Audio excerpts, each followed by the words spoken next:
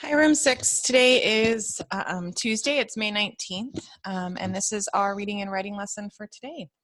So we have been working on our research project for the past week, and you guys have actually started to find information on your topic.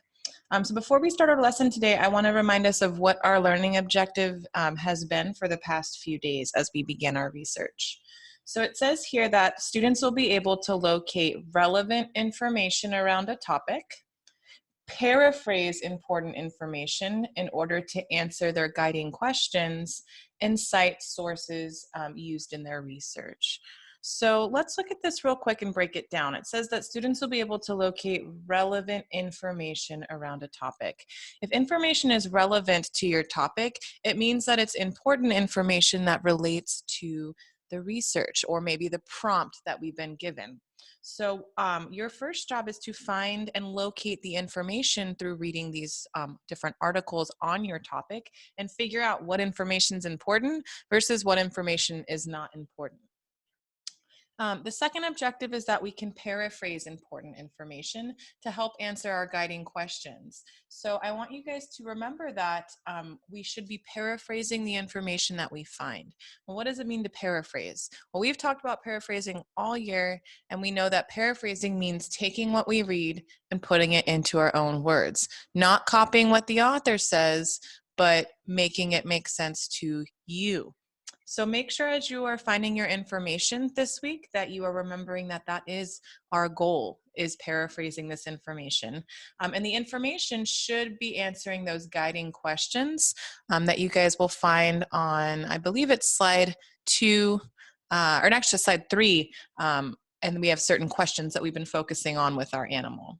And then the last thing we need to make sure that we do is to cite your sources. So as you are finding information, please make sure that you are going back to slide 5 and citing your sources. So you're keeping track of every place you find information from, because good researchers always cite their sources. They always make sure to write down where they are finding information. Okay, so I'm going to share a different screen with you guys. And we're going to go over what our assignment is for today with your research project. So the first thing you guys will need to do is make sure you go to the distance learning website every day and click on reading and writing. And this is also where you'll find a list of resources that are sources that you guys can use. And if you scroll down, you'll also find our database down here. So all you need to do is click elementary and sign in. If it asks you for a username and password, I put that right here for you guys. So you can also use the database as well. So I'm going to make this nice and big. And we're going to look under Tuesday today because it is Tuesday, May 19th. So it says here to research slide 12. So the first thing you'll do is watch video 1 on adaptations, and then you'll be watching this lesson by me. And then the last thing you need to do after watching both of these videos is it says to begin taking notes on slide 12. So when you begin taking notes on slide 12, it says that you will start researching your animal's adaptations. You will spend 2 days researching your animal's adaptations. Remember that this is your main research question that you will need to find the most information about. So this is the really big question that you guys need to answer in your research, and that you will be spending the most time reading about and searching for those answers to that. So just keep that in mind, that this slide should have the most information out of your entire project. Think and stop as you read different articles on your animal. What characteristics does my animal have that help it to survive in the wild?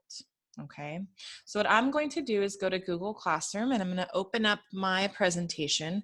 Remember that in order for you guys to find yours, all you need to do is click on classwork, and then you click on research report, and you can click on where it says Jerica Milan posted a new assignment, and it should open right up for you guys. Okay, so if we look back on the distance learning website, it says to begin note taking on slide 12. So what you'll need to do is scroll down and make sure you are on the correct slide today. Yesterday, you guys should have researched your animal's interactions. Today, we will be focusing on adaptations. So it says to use this page to take notes about your animal's adaptations. What physical characteristics does your animal have that helps it to survive? what instincts. So what I want to do is I want to share a chart with you guys where we talk a little bit more about adaptations. So I want you guys to read the chart to yourself on the left. You can even pause the video. You can always come back to this chart. I'm also going to post it on Google Classroom for you guys. But it's a chart that basically explains a little bit more about adaptations. So I like to think of animal adaptations. When I hear the word adaptations, I think of adjustments. So adaptations are what animals, characteristics that animals have that help them to survive in the wild. So that big question you can keep in your mind as you're reading through the articles today is, what does my animal do to survive in their habitat? And there's two different adaptations that you could focus on. The first type of adaptation is called a structural adaptation. And the structural adaptation relates to animals' bodies. It's the way an animal is built. Okay, so that would be kind of like thinking of the question of, does my animal have special parts of its body that help it to survive? And if so, what? So some examples might be like if your animal has a special type of feet or claws that help it to dig and find its prey, right? That could be an adaptation because it helps them to find their prey. It helps them to survive in the wild. Some animals might have thorns. They might have quills. And those things can be used for them to help protect themselves in their environment. Another example might be a special type of tail that could be used for something that helps them to survive. So structural adaptations refer to an animal's body. What changes or what adjustments does your animal have in their body or surrounding their body that helps them to survive? The second type of animal adaptation is called behavioral. So this is the way that an animal acts. Okay, and it's a little bit different than structural because it doesn't necessarily relate to their body and things that special parts of their body. It relates to the way they act. And some animals have these adaptations, these behavioral adaptations, and it helps them to survive. So for example, bears, right? A behavioral adaptation for bears is that they hibernate, and it helps them to survive, especially through the winter. Some animals migrate, especially a lot of different types of birds.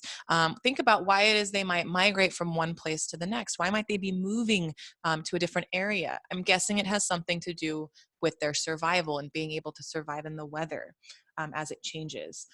Some animals might, like spiders, perhaps might do some web spinning, right? Why might they do that? Well, I know that they have to do that to help them catch their prey, to survive. So something to think about today is, as you're reading, is and to look for is, what are those structural adaptations that my animal has, as well as what are those behavioral adaptations that my animal has. And then this last example I put down here would be, for example, like a camel. Something structural, a structural adaptation of a camel is that they have these really long eyelashes. So this is something that relates a special part of their body. So they have very long eyelashes to help protect them from the sand because they live in areas with lots of sand. So those eyelashes actually help them. So that would be a structural adaptation. They also have humps. And in these humps, those humps actually store fat. So those would be body changes or special parts of their bodies that help them to survive. And a behavioral adaptation for a camel might be that it drinks a lot of water. And the reason it drinks a lot of water, maybe more so than other animals, is so that it can survive in those very dry climates. So there's a reason for that. So I want you guys to keep this in mind today as you're reading and searching for information about your animal. What are those different types of adaptations that your animal has? And then on the right-hand side, what I did was I put here just a tip for you guys of what I would do if I was researching today. So as you're researching and you find a source that has information on your animal, the first thing you want to do is maybe look at the headings, take a look all over the text, and find where it is in that text that they might talk about those adaptations. And then you're going to read a section of the article. And after I read a section of the article, when I'm researching, I always stop. So maybe I read a chunk and then I stop.